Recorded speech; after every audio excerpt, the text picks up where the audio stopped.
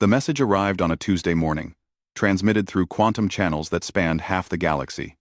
Admiral Sarah Chen stood in the communications center of Earth Defense Command, watching the holographic seal of the Galactic Council rotate slowly in the air.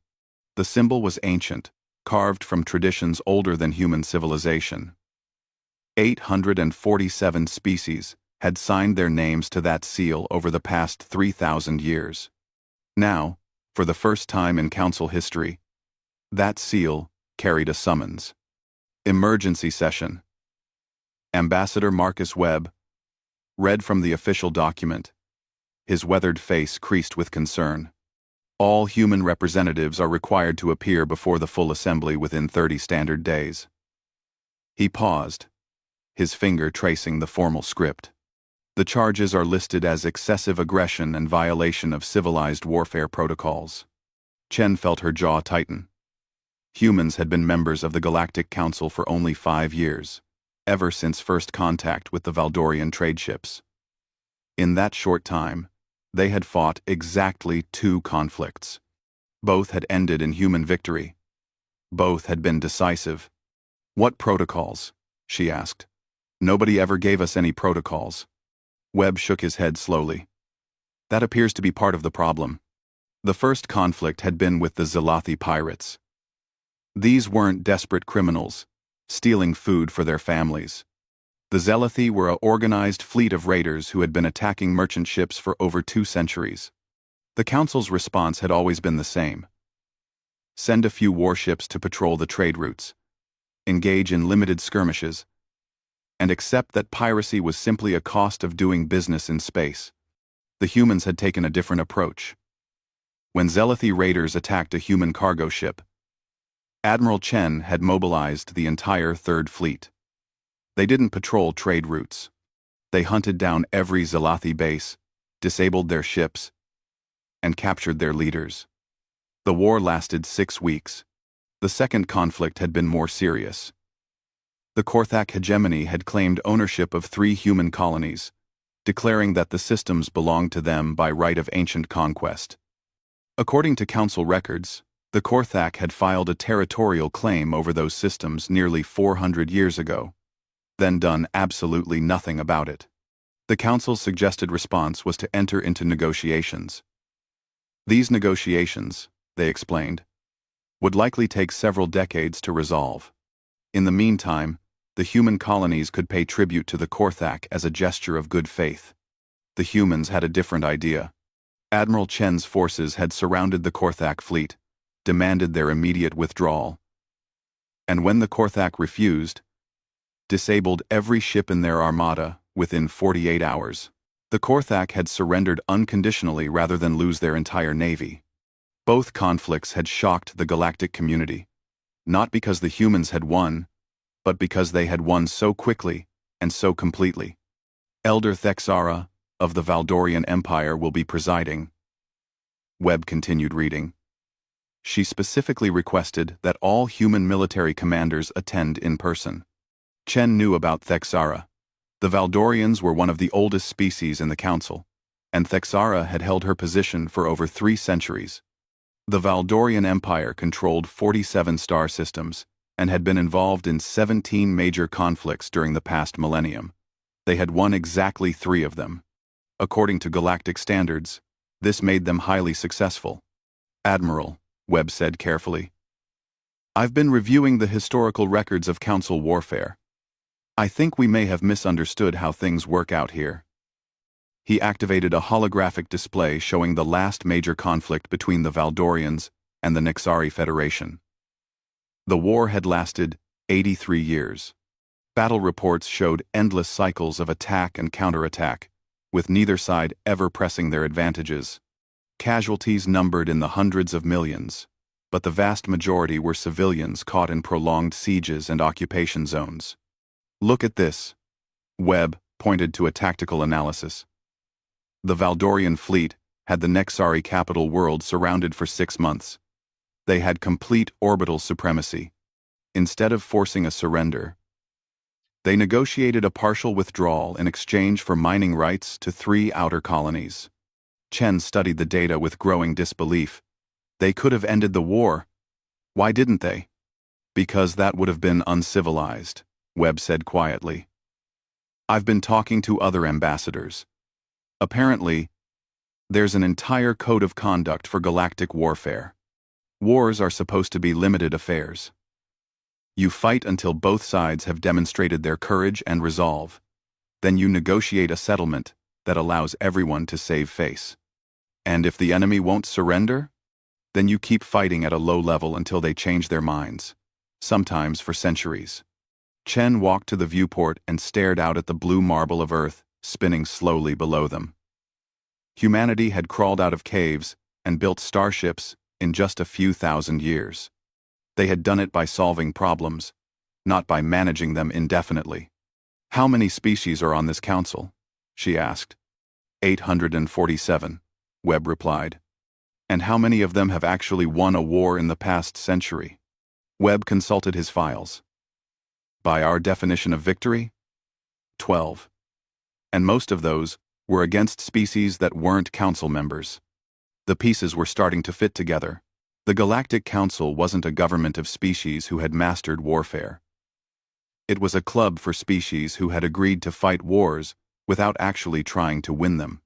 And now humanity was being called to account for the crime of being too effective. 3 weeks later, Admiral Chen and Ambassador Webb boarded the diplomatic cruiser Endeavour for the journey to Concordia Prime.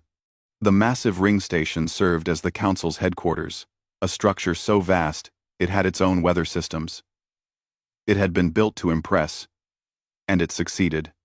As their ship approached the docking bay, Chen looked out at the hundreds of other vessels already moored to the station. Each one represented a different species, a different culture, a different way of thinking about the universe. Soon, she would stand before all of them and answer for humanity's sins. She found herself looking forward to it. The council chambers were designed to make visitors feel small. The vast amphitheater stretched upward for nearly a kilometer, its walls lined with thousands of seats arranged in perfect circles. Each seat represented a species, a civilization, a voice in the galactic community. The air itself seemed heavy with the weight of history and tradition. Admiral Chen and Ambassador Webb entered through the main doors, their footsteps echoing in the enormous space. Around them, beings of every imaginable shape and size filled the seats. Some were humanoid, others were crystalline structures that communicated through light patterns. A few existed as energy clouds contained within specially designed force fields. At the center of it all, on a raised platform that seemed to float in midair, sat Elder Thexara of the Valdorian Empire. She was tall and elegant, her skin a pale blue that shifted color with her emotions.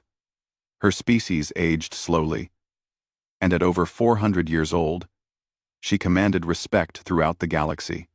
The emergency session is now in order, Thexara announced, her voice amplified to reach every corner of the chamber.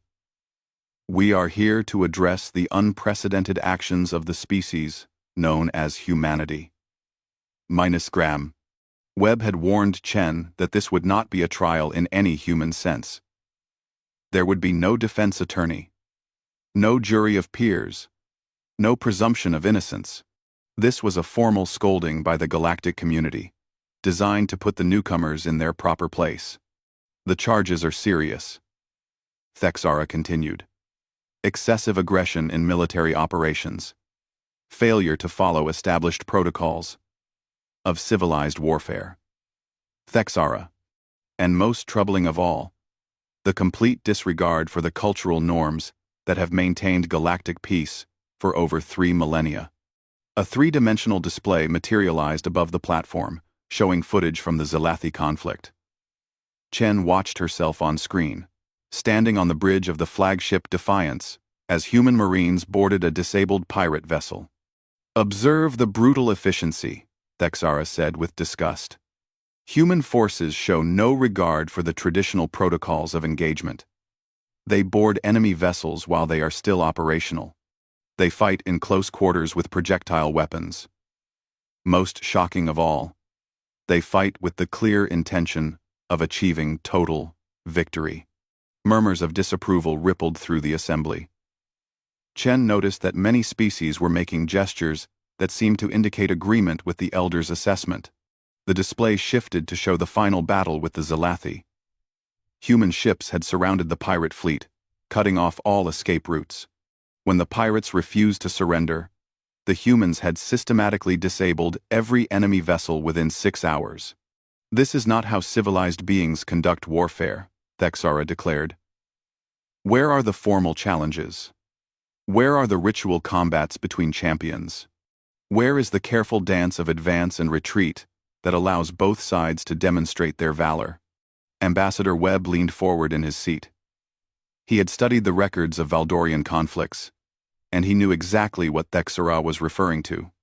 Valdorian warfare was indeed a dance, an elaborate performance where both sides took turns demonstrating their military prowess without seriously attempting to destroy each other. The display changed again, this time showing the conflict with the Korthak hegemony. The massive Korthak battleships hung in space like metal mountains, their hulls bristling with weapons that could crack a planet's crust. The Korthak hegemony filed legitimate territorial claims 4 centuries ago, Thexara explained.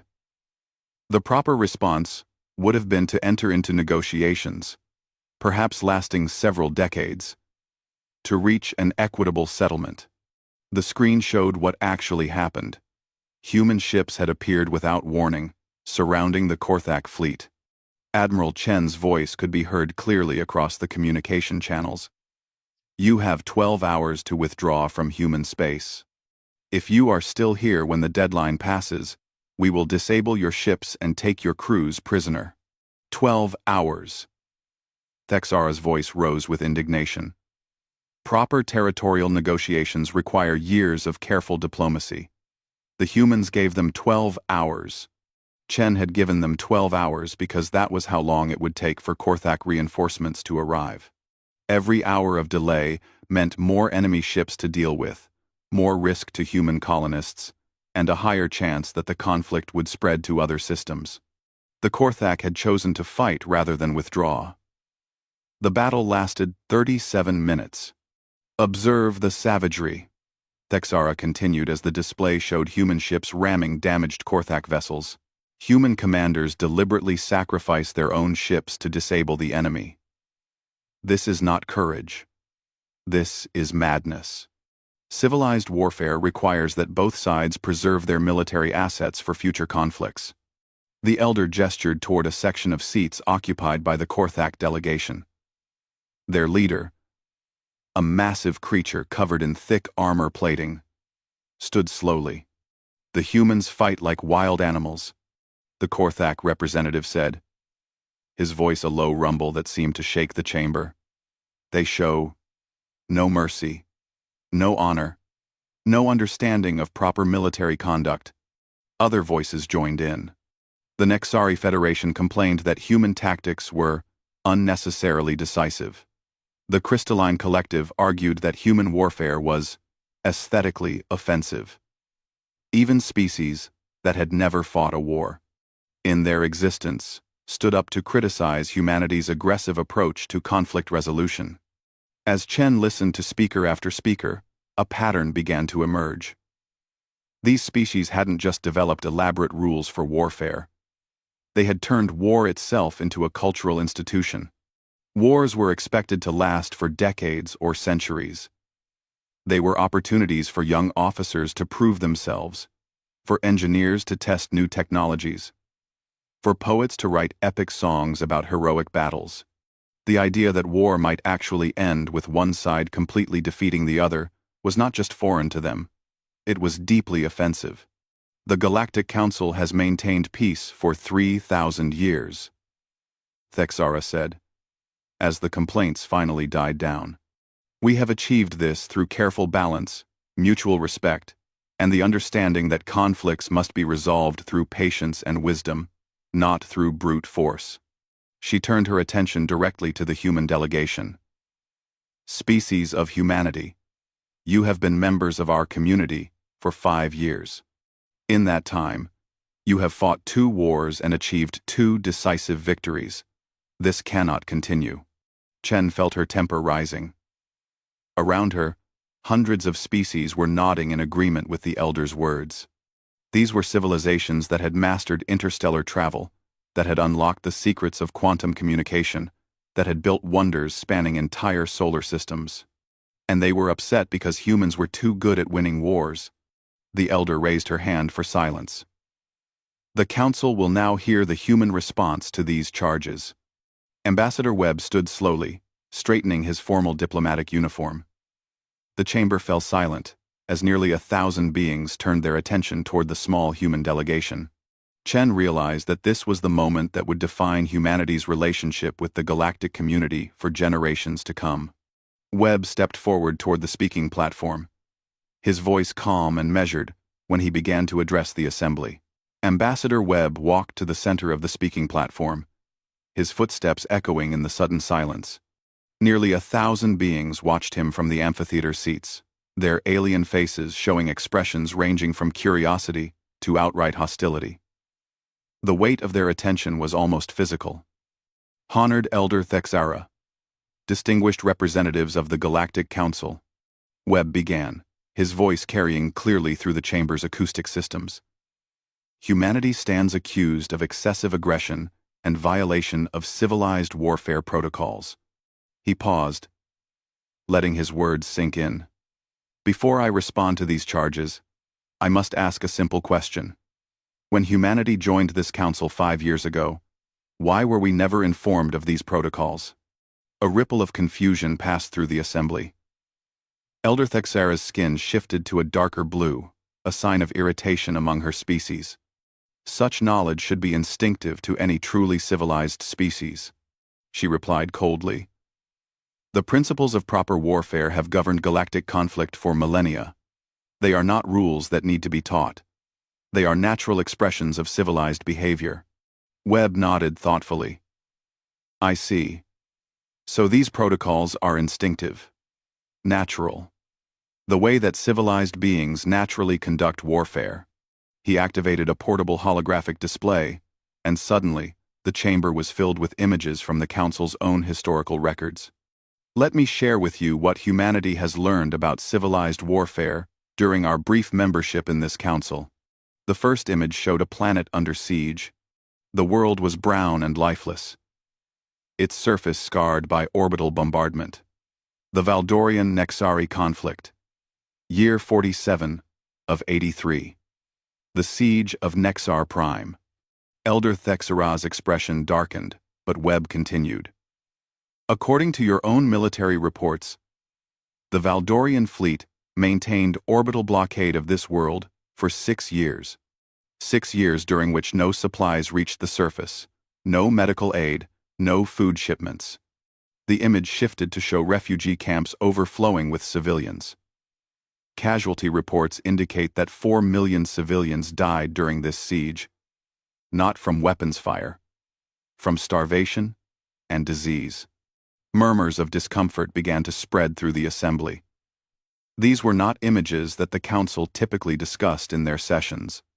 And yet, Webb continued, the Valdorian fleet never attempted to force a surrender. They maintained what their tactical reports call civilized pressure for 6 years, while millions of innocents died. That is not relevant to these proceedings, Thexara said sharply. The Nexari-Valdorian conflict was conducted according to proper protocols. Both sides demonstrated courage and honor. Did they? Webb asked. He gestured to Admiral Chen, who stood and walked to join him at the platform. Admiral Chen commanded our forces in both conflicts you've criticized, Webb said. Perhaps she can explain the difference between civilized warfare and effective warfare. Chen stepped forward, her military bearing evident in every movement. Unlike the elaborate robes and ceremonial attire worn by most council representatives, she wore a simple uniform with minimal decorations. The Zalathi pirates had been raiding merchant vessels for over 2 centuries, she said without preamble. According to council records, the average response to pirate attacks was to send patrol ships to chase them away temporarily. The pirates would retreat, wait a few months, then resume their attacks. She activated her own display, showing shipping routes crisscrossed with attack markers. In 200 years of civilized anti-piracy operations, the Council never actually solved the problem. You managed it. You treated piracy as a permanent feature of galactic commerce, rather than a problem to be eliminated. Pirates serve a useful function in galactic society, interrupted a representative from the hegemony of merchant worlds. They provide opportunities for young naval officers to gain combat experience without the risks of major warfare. Chen stared at the speaker in disbelief. You kept pirates around as a training exercise? It is traditional, Thexara said firmly. Certain criminal elements have always existed at the fringes of civilization. Complete elimination of such groups would rob future generations of valuable learning opportunities. Those learning opportunities cost the lives of every civilian killed in pirate raids, Chen replied. When the Zealothi attacked human shipping, we didn't see a training opportunity. We saw a problem that needed to be solved permanently. The display shifted to show the final assault on the main Zealothi base. Human Marines moved through the asteroid facility with ruthless efficiency, stunning pirates and securing their weapons. We didn't kill them all, Chen pointed out. We captured them, dismantled their organization, and turned their leaders over to the appropriate authorities. The piracy problem in that sector has been eliminated. For now, Thexara said dismissively. New pirate groups will emerge. They always do. Not if you actually prosecute the ones you capture instead of treating them as a permanent nuisance, Chen replied. The chamber erupted in angry voices. Several species accused the humans of being naive about the complexities of galactic politics. Others argued that complete military victories destabilized the careful balance of power that kept the peace. Webb raised his voice above the chaos.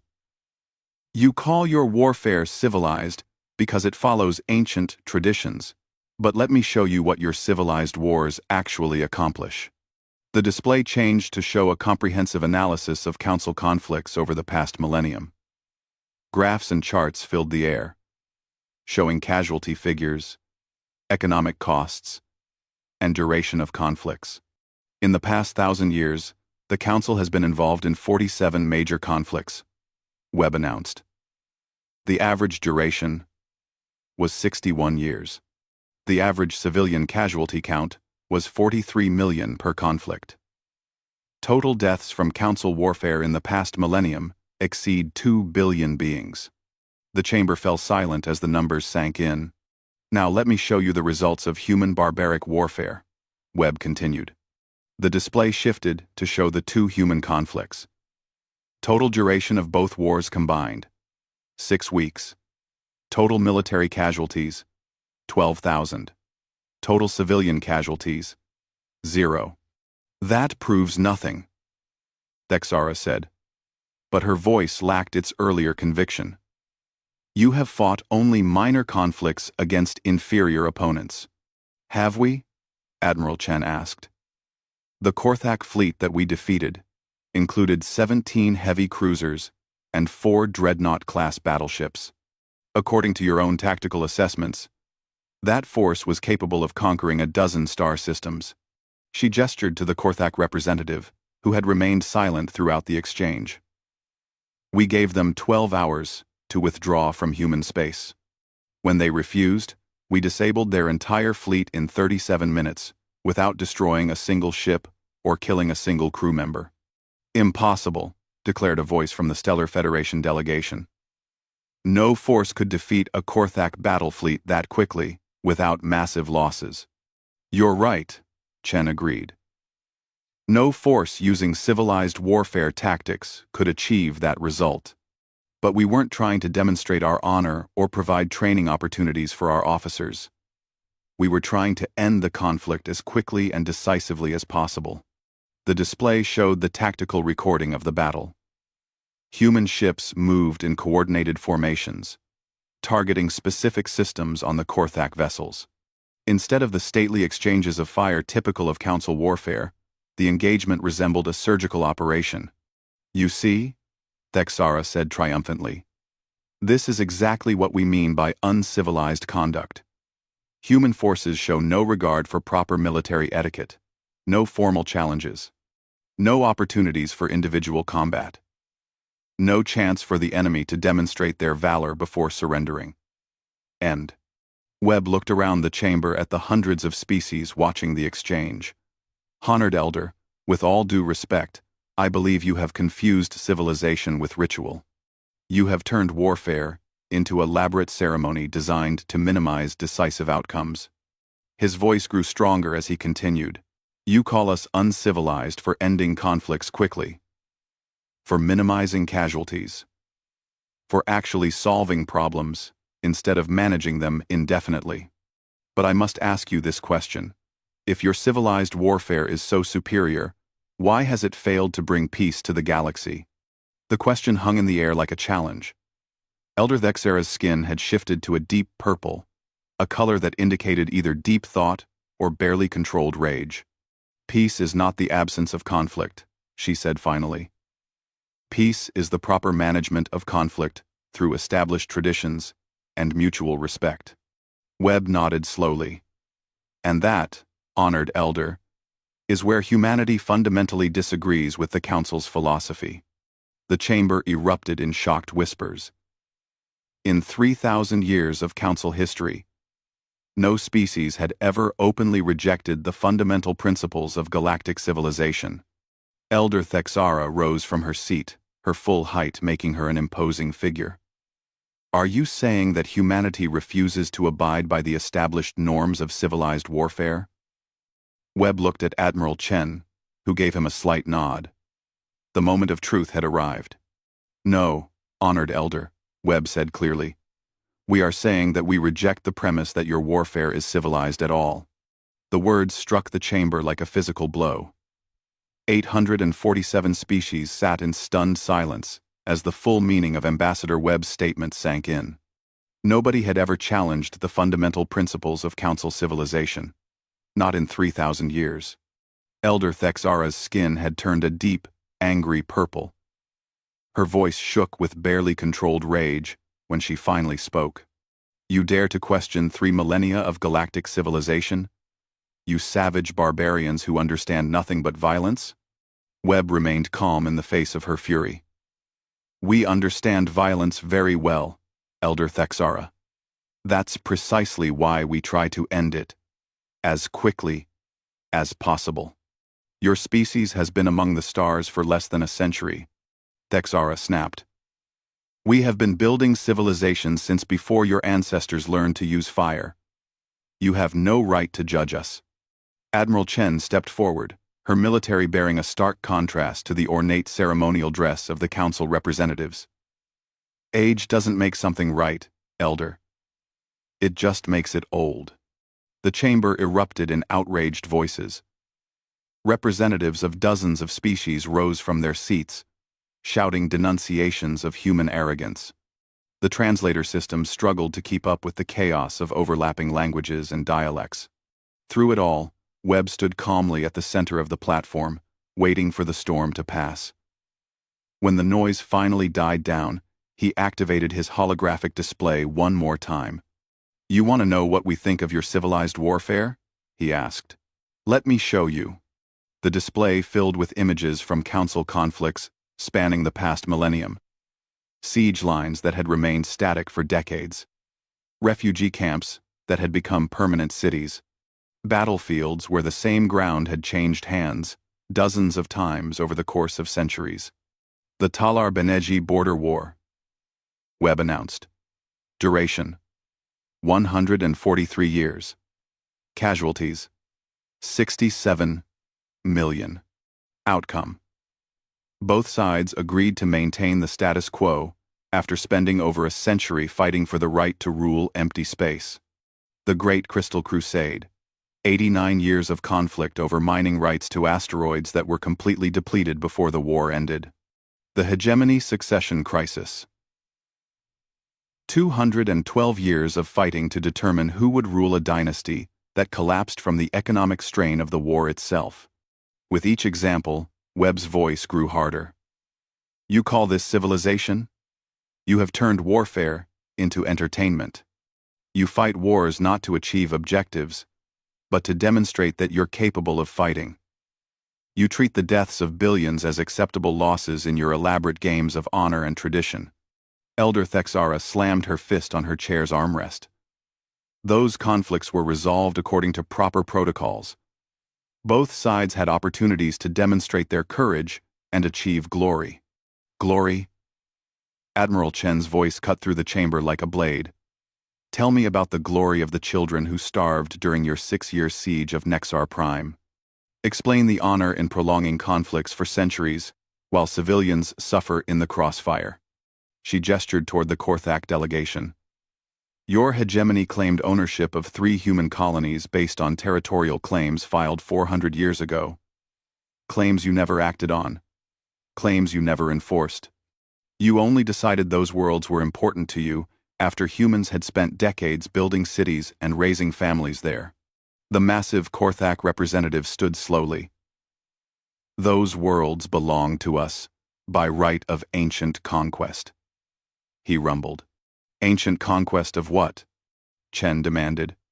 Those systems were uninhabited when we found them. Your conquest consisted of filing paperwork with the Council and then doing absolutely nothing for 4 centuries. Proper territorial claims require patience, Thexara interjected. The Korthak were following established procedures for asserting sovereignty over frontier systems. Webb laughed, and the sound was bitter. Patience. You call it patience to file a claim on empty space, and then wait 400 years to do anything about it. But when we actually settle and develop those worlds, when we build homes and schools and hospitals, suddenly, we're the aggressors for refusing to hand everything over.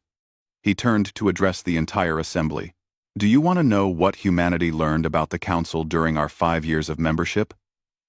We learned that you have confused procedure with justice.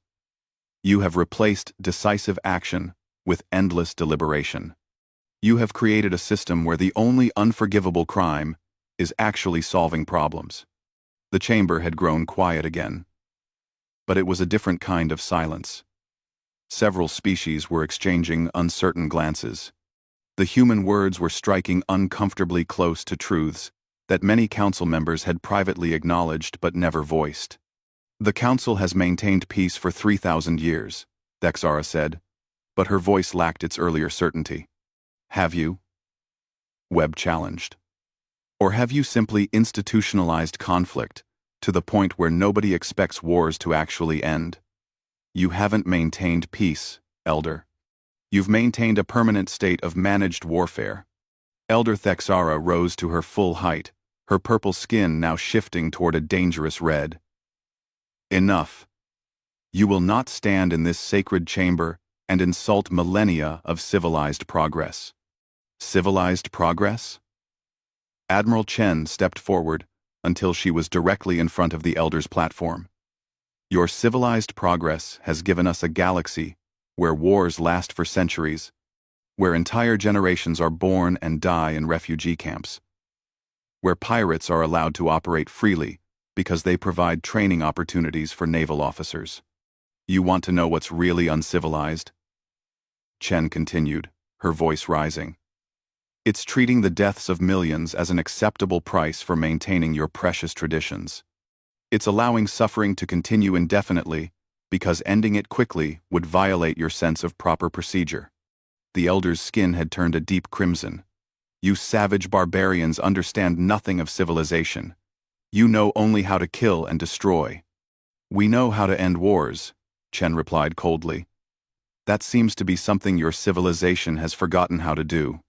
Thexara stood trembling with rage. You will submit to council authority. You will accept limitations on your military expansion. You will learn to conduct warfare according to civilized standards. The words hung in the air like a sentence of execution. Around the chamber, hundreds of species watched the confrontation with fascination and horror. Never before had the council's authority been challenged so directly. Ambassador Webb looked up at Elder Thexara, his expression sad but resolute. No, Elder, we won't. What did you say? Thexara's voice was barely above a whisper. Webb's voice carried clearly throughout the vast chamber. I said no. Humanity rejects your authority. We reject your civilized warfare. We reject this entire system that values procedure over results and tradition over justice. He began gathering his documents from the speaking platform. We came here, believing we were joining a council of equals, representatives of species who had mastered the challenges of interstellar civilization. Instead, we find ourselves in a court of cowards who have forgotten that the purpose of war is peace. Admiral Chen joined him, her expression grim but determined. When the next threat comes to your borders, and it will come, don't call us. We'll be busy protecting our own people, using methods you consider uncivilized. Elder Thexara's voice rose to a shriek. You cannot leave. No species has ever withdrawn from the council. It is unprecedented. Webb paused at the edge of the platform and looked back at her. Elder Thexara, in the 5 years since humanity joined this council, we have learned many things about galactic civilization, but the most important thing we've learned is that sometimes being uncivilized is the only civilized choice. He turned toward the exit, Admiral Chen at his side. Earth formally withdraws from the Galactic Council. Effective immediately. We hereby renounce all treaties, agreements, and protocols that bind us to this organization. The human delegation began walking toward the massive doors of the chamber. Around them, the greatest gathering of civilized species in the galaxy watched in stunned horror. Behind them, Elder Thexara screamed orders for security forces to stop them, but no one moved. In 3,000 years of council history, nothing like this had ever happened. There were no procedures for forcibly detaining a species that chose to leave. As the humans reached the doors, Webb turned for one final statement. His voice carried clearly across the silent chamber. When you finally realize that your civilized warfare has left you defenseless against real threats, remember this moment. Remember that you chose procedure over protection, tradition over truth. The doors closed behind them with a sound like thunder. For the first time in 3 millennia, the Galactic Council sat in absolute silence, watching the empty space where humanity had stood and wondering what terrible mistake they had just made. 6 months after humanity's dramatic exit from the Galactic Council, the first warning signals came from the Outer Rim territories. Deep space monitoring stations detected massive energy signatures moving through the void between galaxies. The signals were artificial, mechanical, and utterly alien. Elder Thexara stood in the Council's emergency command center, watching the incoming data with growing dread. The energy patterns matched ancient records that she had hoped never to see again.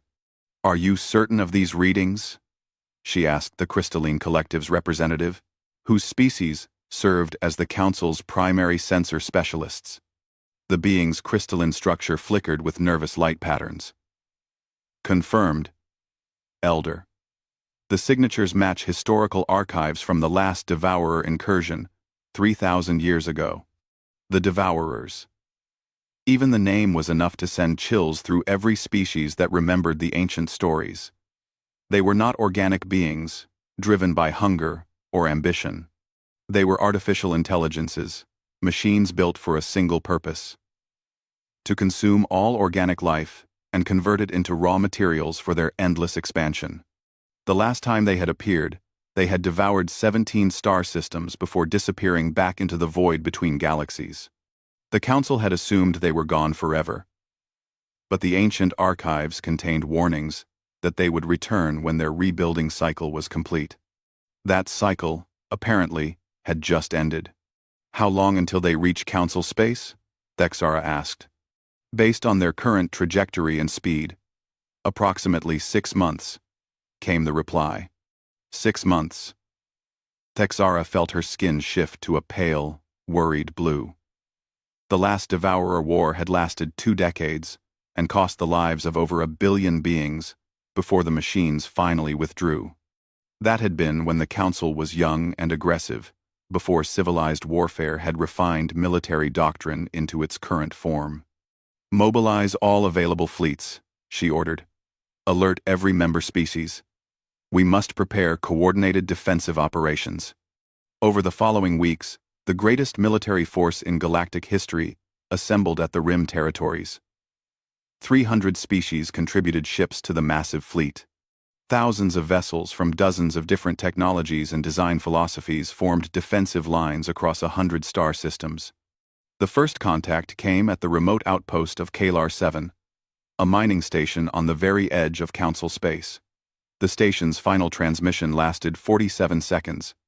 "Unknown vessels approaching. They appear to be... oh gods. They're huge. Attempting communication. No response. They're not slowing down. They're not. They're firing. All hands to defensive positions. Mayday. Mayday. This is Kalar 7. We are under attack by..." Silence. The defense fleet moved to intercept, following protocols that had been developed over centuries of civilized warfare. Admiral Vexhai of the Nexari Federation, commanding the joint fleet, ordered a careful advance with scouts screening the main force. The scouts never returned. When the main fleet finally encountered the Devourer force, they found metal constructs the size of small moons, their hulls bristling with weapons that defied conventional understanding. The Devourers moved with mechanical precision, showing no interest in the careful formations and tactical displays that announced the beginning of civilized combat. Admiral Vexhai opened communication channels and broadcast formal challenges in 47 different languages. He offered single combat between champions. He proposed limited engagement zones to minimize collateral damage. The Devourers responded by opening fire with weapons that could crack planets. The Battle of Kalar lasted 6 hours.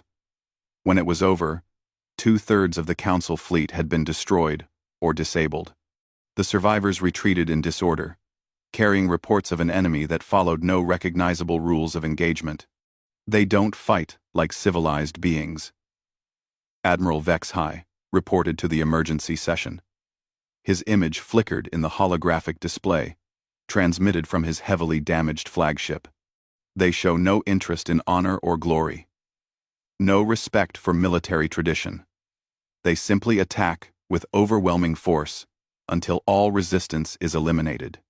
Elder Thexara felt a chill of recognition. The Admiral's words sounded uncomfortably familiar. More fleets were assembled.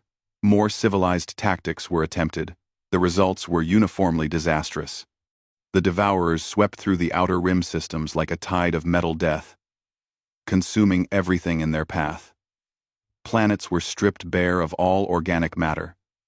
Space stations were harvested for raw materials. Entire populations simply vanished. The Council's military doctrine, refined over millennia of civilized warfare, proved completely useless against an enemy that didn't recognize the rules. "Perhaps we should consider alternative approaches," suggested the representative from the hegemony of merchant worlds during one emergency session. The humans claimed that decisive action could end conflicts quickly. "Perhaps we should study their methods." The suggestion was met with horrified silence. "We will not abandon civilization to fight like barbarians," Thexara declared. "There must be another way." But as system after system fell to the advancing Devourers, alternative solutions became increasingly difficult to find. The enemy showed no interest in negotiation. They couldn't be reasoned with or bargained with. They simply consumed everything organic and moved on to the next target. Desperate messages were sent to Earth through back channels. Unofficial communications from species that had quietly maintained diplomatic contact with humanity, despite the Council's disapproval. The responses were polite, but firm. Earth acknowledged the Council's situation but respectfully declined to become involved. Humanity had its own concerns and would focus on protecting its own territory. It wasn't until the Devourers reached human space that Earth finally acted. The first attack came at Titan Station, a human outpost on the edge of the Sol system. Unlike the Council's elaborate defensive preparations, the human response was swift and brutal. No formal challenges were issued. No attempts at communication were made. Human ships simply appeared and began firing. The galaxy watched in fascination and horror as Admiral Sarah Chen's forces engaged the Devourers using tactics that violated every principle of civilized warfare. Human ships rammed enemy vessels, their crews sacrificing themselves to deliver nuclear charges directly into Devourer hulls. Marine units boarded the mechanical constructs, fighting hand-to-hand combat in the corridors of alien machines. Most shocking of all, when human ships were disabled and faced capture, their crews deliberately triggered self-destruction sequences rather than allow their vessels to be harvested by the enemy. "Barbaric," whispered Elder Thexara as she watched the tactical displays. "Utterly barbaric." But the barbaric tactics were working. For the first time since the invasion began, Devourer forces were being stopped. Human fleets that should have been overwhelmed by the massive enemy constructs instead fought with a desperate ferocity that confused the mechanical intelligence. The Devourers had programmed their strategy based on thousands of years of studying Council warfare. They expected elaborate formations, formal engagements, and careful preservation of military assets. They were not prepared for an enemy that treated every battle as a fight to the death. Human captains who found themselves outgunned would ram their ships into critical enemy systems. Human Marines would board Devourer constructs, carrying improvised explosive devices, turning themselves into living weapons. Human commanders made tactical decisions in seconds that Council doctrine would require days of committee deliberation to approve. The tide began to turn. Not just in human space, but throughout the galaxy as other species watched and learned. Young officers began copying human tactics, despite the horrified protests of their superiors. Desperate planetary governments started ignoring Council directives and adopting what they called Terran-style defensive measures. The war that the Council's civilized fleets had been losing for months was suddenly winnable again. The final battle took place at the Nexus Point, the ancient hyperspace junction that connected the galaxy's major trade routes. If the Devourers captured it, they would have access to every inhabited system in Council space. Admiral Chen led a combined force of human ships and rebel Council vessels that had abandoned civilized warfare doctrine. The battle was everything that 3,000 years of military tradition said it shouldn't be. Brutal, decisive, and utterly without mercy. When it was over, the Devourer invasion force had been completely destroyed. Not defeated or driven back, but eliminated entirely. The ancient threat that had terrorized the galaxy was gone. In the aftermath, as the scattered Council fleets regrouped and began the long task of rebuilding, Elder Thexara found herself standing once again in the Great Chamber where humanity had renounced their membership 6 months earlier. Around her, representatives of dozens of species debated the lessons of the war. Some argued for military reforms. Others insisted on maintaining traditional doctrine. A few brave voices suggested that perhaps the Council should reconsider its relationship with humanity. But Elder Thexara wasn't listening to the debates. She was staring at the empty space where Ambassador Webb had stood when he delivered his final statement to the Assembly. The galaxy had been saved by the very barbarism she had condemned. The uncivilized warfare she had rejected had proven more effective than 3 millennia of refined military tradition. For the first time in her 400-year life, Elder Thexara began to wonder if humanity had been right all along. The thought terrified her almost as much as the Devourers had.